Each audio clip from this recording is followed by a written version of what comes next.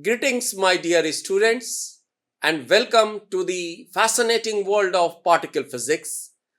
I am Muhammad Sajjad Athar, currently professor and chairperson of the Department of Physics at Aligarh Muslim University, and I am going to talk about particles, their properties, and current status in the next 60 lectures.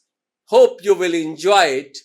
And during this course, we are going to learn about the fundamental interactions in nature as classified in the standard model of particle physics, namely electromagnetic interaction, weak interaction, and strong interaction. We will talk about the mediating quanta because we know that without the help of mediating quanta, any interaction cannot take place. For example, two masses, they cannot attract each other through gravitational interaction if graviton is not there. Similarly, if two charged particles cannot interact, either attract or repel, if photons are not there.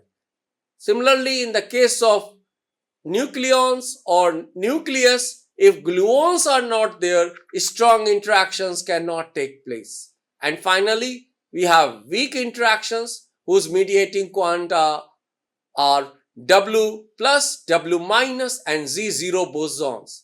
Then what we will come across and we will discuss that not only electron, proton, and neutron are the particles, but there are hundreds of particles, those who have been observed in nature, and all of them are not of the same kind. Some of them are fundamental particles like electrons, muons, tauons, and their neutrinos. Some of the particles have not been observed directly like quarks, which are the building blocks of protons, neutrons, etc. But they are fundamental particles in the standard model of particle physics. Therefore, we have leptons, quarks, and the mediating quanta as the fundamental particles. Then we have particles like proton, neutron, pions, kaons, etc., which are not elementary, which are made up of either three quarks or quark anti-quark system. Now, in this course, while talking about these particles, we will see that the different processes those have been observed to create these particles, or when some of these particles when they decay, or the various processes that we will discuss in this class like leptonic, semi-leptonic, and non-leptonic processes. We will see that they belong to the different categories, and we will find out that there are certain rules to classify them which one has to obey.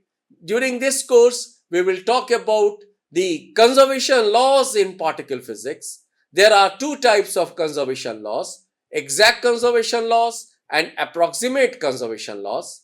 Now, exact conservation laws are energy conservation, charge conservation, linear momentum conservation, and angular momentum conservation. These four conservation laws are given by nature. Then there are three more conservation laws which we have introduced in the standard model of particle physics, like lepton number conservation, baryon number conservation, and CPT. Then we have approximate conservation laws. There we have isotopic spin, third component of isotopic spin, strangeness, charge conjugation, parity, time reversal, CP. Therefore, there are 7 approximate conservation laws and 7 exact conservation laws. Now, if a process does not obey any 7 of the exact conservation laws, then that will never be observed. While in the case of approximate conservation laws, if a process takes place via strong interaction, then all 7 conservation laws are obeyed. if a process takes place via electromagnetic interaction, then isotopic spin is violated and other six are obeyed. And in the case of weak interaction, all of them get violated. Therefore, we will talk about the conservation laws. Then when we discuss about the particles, then there are two broad classification of particles. One we call by the name fermions and the other we call by the name bosons. Fermions are those particles which obey Fermi-Dirac statistics. These particles have spins half odd integer multiple of h cross. These particles obey Pauli's exclusion principle. These particles are described by antisymmetric wave functions. And then we have bosons. Bosons are those particles which obey Bose-Einstein statistics. Their spins are integral multiple of h cross. Their wave functions are symmetric in nature. They do not obey Pauli's exclusion principle. Then fermions are further classified into two groups, leptons and baryons. Leptons are fundamental particles and they do not participate in strong interaction processes. Mind it, what I am telling you, that leptons do not participate in strong interaction processes, and there are three generations of leptons. One is known by the name electron family, the other is known by the name muon family, and the third that is known by the name tauon family. In this family, you have electron and its neutral partner that we call by the name electron type neutrino, and similarly for the other two generations. And there are antiparticles for them. For example, the antiparticle of electron is positron, antiparticle of neutrino is antineutrino, and so on. We will discuss about them. We will discuss about the lepton number conservation. Then we have the other category, that is baryon. And the baryons, like proton, neutrons, they are baryons. And baryons are not fundamental particles. Those which we observe in nature. For example, quarks are also baryons, but quarks are never observed in nature. There is no isolated quark in nature. Always you will find either a 3-quark system or quark anti-quark system. 3-quark system, they make baryons. And then we have bosons. Bosons also, they are classified into two groups, mesons and the mediating quanta. Mesons are made up of quark anti-quark pair, while mediating quanta, for all the three interactions that those we have talked about, like photon, the quanta of electromagnetic interaction, like W plus, W minus and Z0 bosons, the quanta of weak interaction, like gluons, the quanta of strong interaction. And then you have the Higgs boson, which is responsible, every particle gets mass through the interaction of Higgs field, and the quanta of Higgs field is Higgs boson, which was discovered in 2012. Therefore, Higgs boson also belong to the category of bosons. Therefore, we have bosons, we have fermions, and then we will talk about the different properties. Therefore, to start with, the plan of the lecture is the following. What I have done, I have first divided into different weeks. What is the tentative plan of my lectures? For example, in the first 3 weeks, that will have around 12 lectures, I have defined unit 1, where we will talk about the classification of particles and conservation laws. We will start with the historical introduction to particles, discovery of electron, proton, neutron, muon, etc. Then introduction to the zoo of particles in the standard model of particle physics. Then we shall talk about the classification of interactions, strong, electromagnetic and weak interactions, relative strengths, range and mediating quanta. Then we shall talk about the classification of particles, fermions and bosons, then leptons, baryons and mesons, strange particles, why they are called strange particles, what are the hadrons. As I have told you that baryons plus mesons, they participate in strong interactions and they together are called hadrons. Then we will see that how quarks were introduced, what was the reason behind that, what is the eightfold way, and how in the experiments indirectly it was confirmed that baryons and mesons are not the fundamental objects. Then we shall introduce isotopic spin and the third component of isotopic spin to understand the classification of different processes into strong, electromagnetic and weak interactions.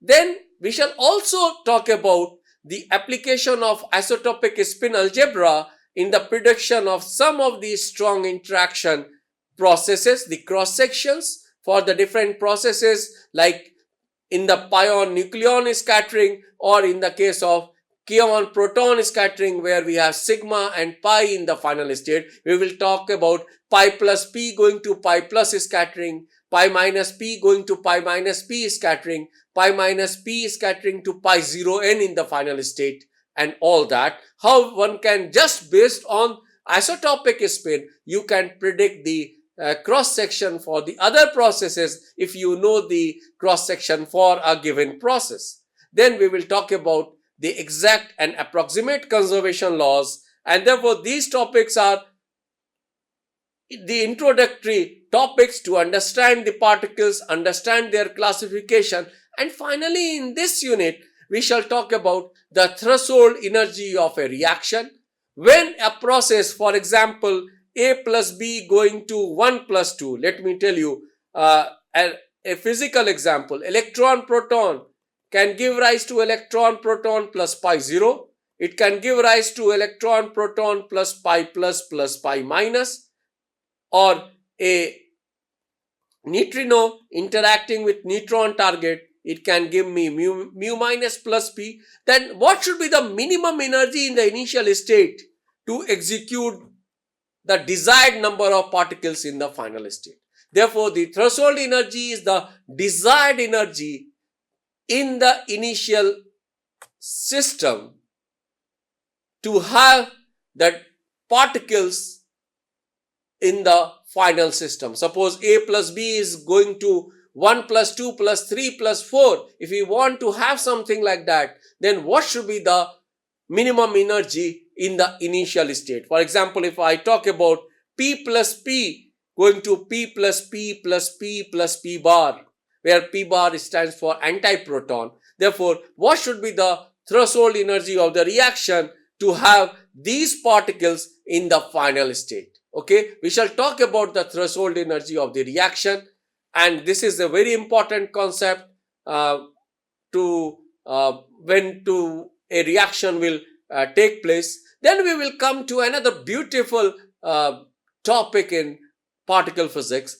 and that is known by the name symmetry in physics. And here we will mainly talk about discrete symmetries, though first we will introduce two symmetries. What are the continuous and discrete symmetries? We will talk about the Noether's theorem, which says that to every continuous symmetry there is a conserved physical quantity. Then we will talk about the discrete symmetries, starting with parity.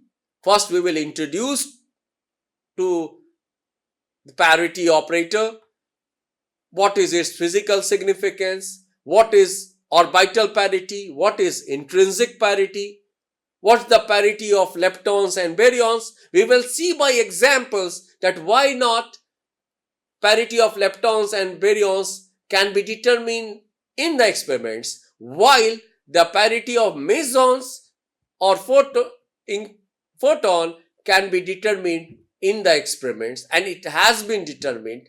And therefore, we will talk about the parity of pi plus, pi minus, pi zero, eta meson, parity of photon, etc. But before applying these to find out the parity of these particles, we will first talk about what happens when the parity operation operates on the electric field, magnetic field, scalar potential, vector potential, Maxwell's equation, those equations which we are familiar with. And I am telling you that in the case of electromagnetic interaction, parity is conserved. That means Maxwell's equation should be invariant under parity operation. Therefore, we will take examples from the electromagnetic interactions to demonstrate that, see here, parity is conserved. But when we will talk about weak interaction processes like beta decay where parity is violated, we will talk about Wu's experiment, we will talk about theta tau puzzle, etc. to convince you that really this is an important topic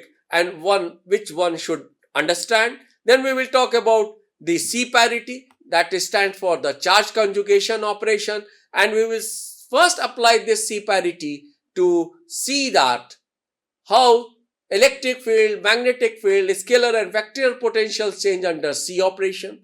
Then we will apply to Maxwell's equation, and as I am telling you, C operation is also conserved in electromagnetic interaction process. Therefore, we will see that Maxwell's equations are invariant under C operation. Then we will see that we cannot determine the C parity of pi plus or pi minus or proton or antiproton, etc. We can determine the C parity for only those particles which are their own anti-particle, like pi zero, like eta zero, like photon, like omega meson. And then while discussing C parity, we shall talk about the fact that why pi zero decays to 2 photons, it does not decay to 3 photons. Why omega meson decays to a pion and a photon, it does not decay to a pion and 2 photons. Therefore, these are the important topics to understand. We will try to build concept about C parity.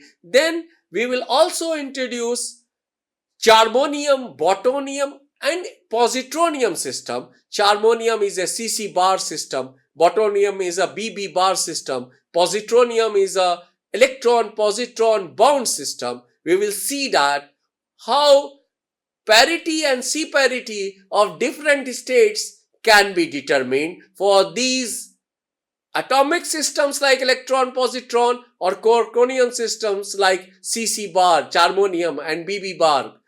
B is the bottom quark and anti-B, that constitutes a botonium system. Then we will come to the CP operation. What's the role of CP operation? How do we understand them? Then what is CP violation in the neutral kaon sector? What is kaon regeneration? And then we will extend this study of CP operation to understand the D0 meson sector and B0 bar meson sector, that what is the current status of CP violation in neutral B meson sectors and neutral D meson sectors, while it is well established in the neutral kaon sector. Then we will come to time reversal invariance. Here we will talk about the importance of time reversal invariance, how physically we can visualize time reversal invariance. Then what is principle of detailed balance? How with the help of detailed balance we can determine the spin of charged pion. Then we shall talk about G parity. What is the physical significance of G parity and what is the G parity of pions? Therefore, these lectures will be completely on symmetry, its importance, and particularly we shall discuss at length about the discrete symmetries. And therefore, these 3 weeks, almost that will have 15 lectures. We will talk about the parity, C parity, CP, and then the final topic will be CPT, where we will see that what are the consequences of CPT theorem, where all 3 operations, see, mind it, this CPT belongs to exact conservation law, and that means what are the consequences of CPT operation when all three of them, we will see that C is violated, P is violated, CP is violated, and since CPT has to be conserved, then that means T is violated. But what are the consequences of CPT operation? We will see that if CPT is conserved, then mass of the particle will be the same as the mass of the antiparticle. Lifetime of the particle will be the same as the lifetime of the antiparticle.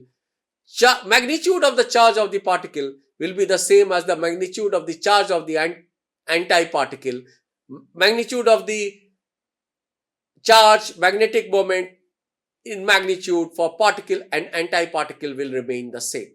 Therefore, what changes is basically the internal quantum number that we will talk about, that how we will consider the change in the internal quantum number while talking about these symmetries. Therefore, CPT is a strong theorem which says that lifetime, mass, magnitude of charge and magnitude of magnetic moment for particles and antiparticles, they remain the same. Then we will come to the 7th week, and 7th and 8th week we will have about 11 lectures. Here we will introduce to neutrinos, the most abundant particle after photons. Almost trillions of neutrinos, they pass through our thumb every second without having a single interaction. The neutrinos are coming from sun, the neutrinos are coming from Earth's core, the neutrinos are coming from atmosphere. During a supernova burst, during the death phase of a star, huge amounts of neutrinos come. We don't notice them. The neutrinos are coming from nuclear power plants, etc. We will talk about the different sources of neutrinos. We will also talk about the various efforts which are going on to detect this elusive particle. This is very difficult to detect, but people are making gigantic detectors to detect these particles. And then we will talk about how to measure the helicity of the neutrinos, the famous Gold Harbor experiments, and then the other properties associated with the neutrinos. And a very interesting topic that is associated with this neutrino is the formation of or the synthesis of elements in the universe. We will see that the Mendeleev periodic table, which has today almost 118 elements, except for the transuranic elements, whether we talk about hydrogen or we talk about carbon, oxygen or iron or uranium, thorium or gold or whatever you talk about, they were either formed during the Big Bang nucleosynthesis, or the elements like carbon, oxygen and up to iron in the star's core during the nuclear fusion reaction, and then the heavy elements through S process, R process and P process, slow process, rapid process, that we will talk about. What is slow neutron capture, what is rapid neutron capture or pre-process, etc. We will see that how the heavy elements were formed and how neutrinos have played a very important role. What is neutrino wind, etc. Therefore, this will be another important topic where we shall also talk about the formation of stars, HR, the Hertzsprung-Russell diagram, red giant stars, white dwarfs, neutron stars, supernova explosion, etc. Therefore, these will be another interesting topics where you will be able to know the formation of elements as well as the formation of stars and stars' death. Then we will move to the next week, and that will be the week 9. There we will have about 6 lectures, and here we will talk about quarks of heavy flavors. Here we shall discuss about charm quark, bottom quark and top quarks, because U, D and S already we have introduced in the first unit, and here we will first talk about the phenomenology of strange particles and their semi-leptonic and non-leptonic decays. We will talk about lepton quark symmetry, Cabibbo theory, which talks about the mixing of the three generations. First, the mixing of the first generation quark with the strange U quark with the strange quark, or U bar quark with the anti-strange quark, and then after Cabibbo mixing, JIM mechanism came. JIM stands for Glashow, Illipulus and Miani mechanism that proposed a second doublet that proposed a new quark that is known by in the literature as the charm quark. Therefore, charm quark was proposed through JIM mechanism in 1970, and in 1974 at Slack and Brookhaven, J by Psi meson was discovered, and the papers were published in November 1974, and that is why in particle physics that month of November 1974 is known by the name November Revolution. And we will see that what is the importance of that discovery, and then we will talk about the discovery of bottom and top quarks, and then the mixing from Cabibbo mixing we will extend to the mixing of all the three generation of quarks. That means we will also talk about top and bottom quark and how the mixing take place, and that mixing matrix is known by the name Cabibbo-Kobayashi-Maskawa mixing matrix. Then we will also talk about the selection rules for the strange and charm hadrons, that is known by the name delta S delta Q selection rule.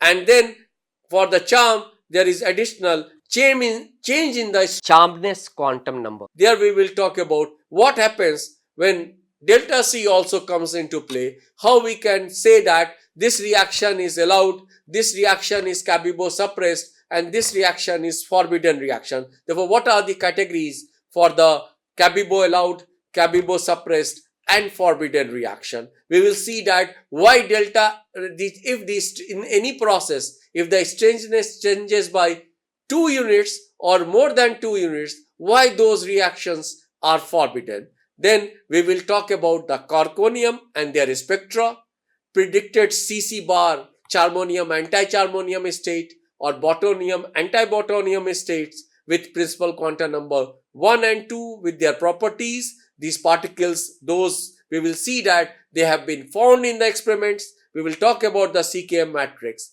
Then we will come to week number 10 and 11, where we will have about 10 lectures. Here we will talk about nucleon as a composite particle, and this unit is very interesting because we will learn how to write baryon and meson wave functions using quarks. And for this, first we will try to convince ourselves why one should consider quark inside hadrons, and that means we shall talk about nucleon resonances and hadron spectroscopy, the eightfold way given by Gell-Mann and Niemann, the quark, we shall talk about quark confinement, screening, anti-screening and asymptotic freedom, then quark model of the hadrons, system of 2 objects in SU2 representation, system of 3 objects in SU2 representation, spin and flavor wave functions of non-strange mesons and baryons, mass formula for baryons and mesons, and then magnetic moments of baryons and mesons using these SU6 flavor spin wave functions for the particles.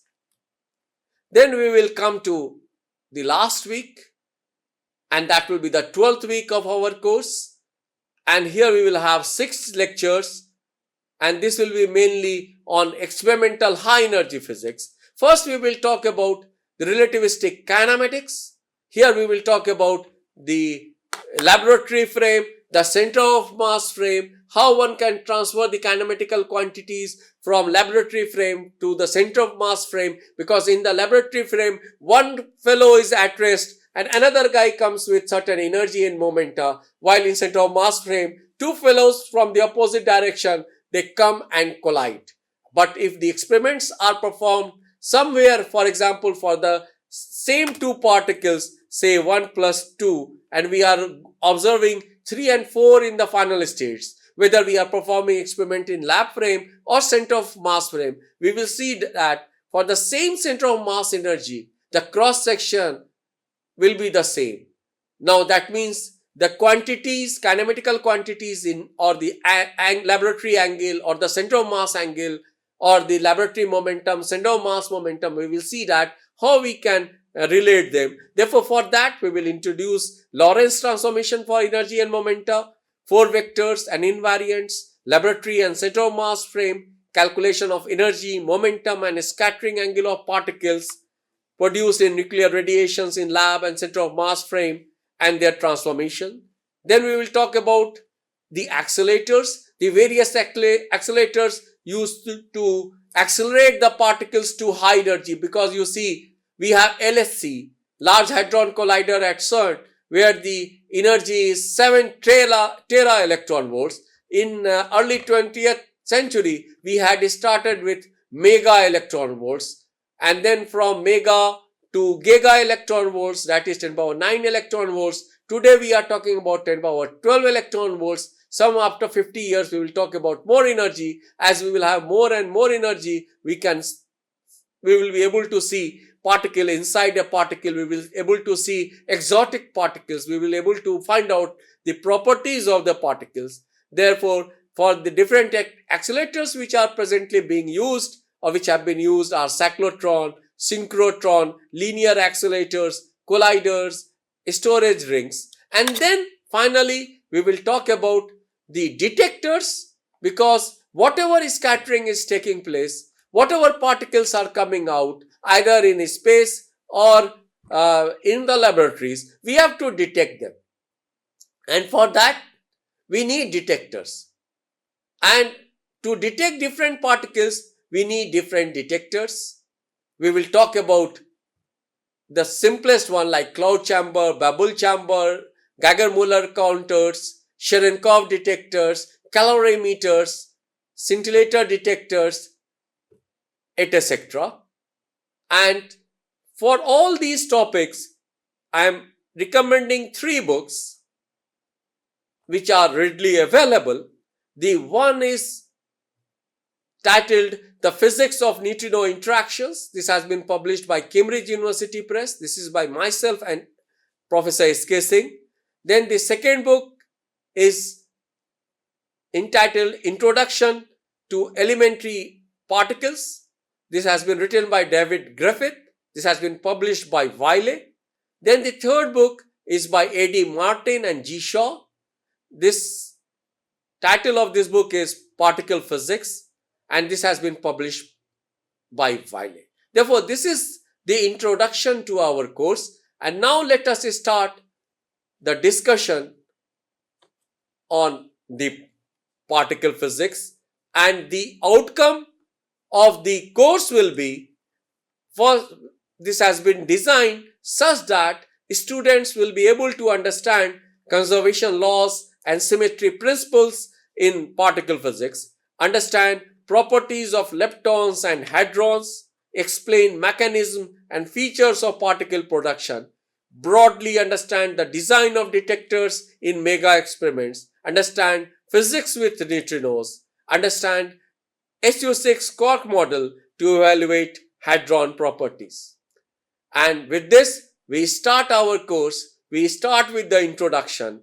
And first of all, the point is, people have long asked what is the world made up of and what holds it together. Therefore, the fundamental constituents of the universe and the fundamental interactions in nature, they have been the topic since time immemorial. In the words of Albert Einstein, I have no special talents. I am only passionately curious. Therefore, to know, to ponder, to see anything, you have to be inquisitive. And for that, you explore. And this is what has happened in the particle physics in the last 130 years, that we have tried to understand the particles, its fundament, its properties, and what are the fundamental particles and what are the particles which are made up of some of these fundamental particles. Now, if you look back at history, then the quest of humans to know the ultimate building blocks of the universe is on, whether you talk about Chinese philosophy or Indians mythology or Greeks or people from others. And what they have done, they have tried to understand this universe in terms of fundamental objects. For example, if you talk about the Indians, now in the Indian mythology, you have Akash, Vayu, Agni, Jal and Prithvi as 5 fundamental objects. Then in Chinese literature, you will find fire, earth, metal, water, wood as fundamental objects. In Greeks, you will find fire, earth, air and water as fundamental objects. But as science progressed, we try to understand more about these fundamental entities, and what I have told you, that you have to be inquisitive, and therefore if you look at the coconut and if you are inquisitive, what you will do, you will pluck it and then you will try to see what is there inside it, and ultimately you will find out that there is a coconut water and that water tastes very good. But what is that water? Then to a chemist, that water is the hydrogen is H2O, which consists of hydrogen and oxygen atoms. But to a physicist, that hydrogen atom is made up of proton and electron, and oxygen is made up of electrons, protons and neutrons, and therefore this water to someone is completely a single entity. But for a physicist, you are trying to understand what is there inside that water. You started with H2O and then you are talking about hydrogen and oxygen atom, and then suddenly you have started looking inside that. Therefore, the fundamental object or elementary object, if you look at the dictionary, the meaning of elementary is basic or undivided or foundational. A thing that can be undivided is known as fundamental. But this definition of fundamental varies from person to person, and this is what I am giving you an example. In modern science, the description of fundamental building blocks started with the advent of modern chemistry in the 17th and 18th centuries. It was Lavoisier who laid the foundation for the understanding of chemical elements by establishing the law of conservation of mass and developing a systematic chemical nomenclature. This laid the groundwork for the atomic theory. If we ask a biologist what are the foundational entities, then he will give the examples of cells, DNA, proteins, enzymes, genes, organism, etc. The same question if we put to a chemist that tells us that the essential elements, then he will give example of atoms, molecules, elements, etc. Similarly, to a physicist, if we ask the question, what is the matter made up of, then the history will caution us. Because the physicist's list of elementary particles or physics definition of elementary particles have changed in the last 130 years. Starting from atom to nucleus to nucleons, proton and neutron and quarks. Therefore, the fundamental of objects of yesteryears are no more fundamental now. We are finding object inside an object. And why it has happened? Because gradually from kilo electron volts, we have gone to mega electron volts, to giga electron volts, and today we are talking about trillion electron volts. And the important point is, if you recall from your 12th class physics, the de Broglie wavelength is given by h upon p, where p is the momentum of the particle, h is the Planck's constant. And if I multiply by c and p, I will write it as pc, that means lambda is inversely proportional to the energy of the particle. Now, if the energy is in keV, energy is in MeV, energy is in GeV, and energy is in the TeV. Therefore, if you look at, you are going 3 higher in magnitude, another 3, and that means total you are going 9 orders of magnitude higher in energy. Then in wavelength, you will go 9 orders of magnitude down in meters, say. And then that means the thing that you had started with this, where you were exploring an object like this, when you have a smaller and smaller object, you have started looking at this, and then you have also found out that there exists something inside that object. This is what has happened truly in physics, that we had more and more energy and we went inside and inside of a particle. And today we say that all those particles whose sizes are less than 10 power minus 18 meters to be fundamental particles. That means after 50 years, after 100 years, if we are able to explore an object and say that there exists something inside that, we have explored to a size of say 10 power 25 meters, and we found that scattering is taking place inside that object, then that object will not be a fundamental object. But today, in the standard model of particle physics, we put leptons, quarks, and the mediating quanta as the fundamental entities. All leptons, all quarks, and all the mediating quanta. But this is there in the standard model of particle physics. What will happen after 100 years, nobody knows. And what I am telling you, that physicists' definition has changed because we are dependent on energy. Now, if you go back to the history and talk about the structure of molecules and the structure of atoms, then you know that the observation of molecular excitations, the observation of atomic excitations, like you recall from the 11th class physics book, the observation of Lima, Palmer, Poston, Fern series, that tells you that electronic transition is taking place from one orbit to another orbit, and then that means you are talking about the structure of the hydrogen atom.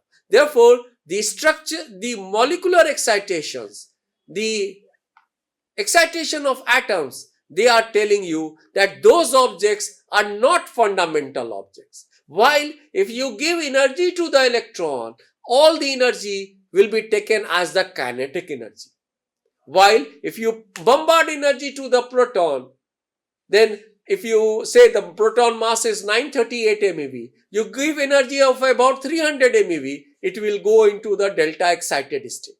Therefore, this is known as the resonant state, which will again decay to nucleon and a pion. Therefore, the observation of resonances tells you that no, there is some object inside the proton or the neutron. Therefore, this philosophy of finding object inside the object, really that is driven from the observation of the molecular excitations, atomic excitation. Similarly, you had nuclear excitations. And if you recall radioactivity, what was observed? That alpha particles, beta particles, electron or positron or gamma rays, they come out from a nucleus. And therefore, from an unstable nucleus, if that nucleus comes to the stability, then it emits either alpha particle or beta particle or gamma rays. And this implies that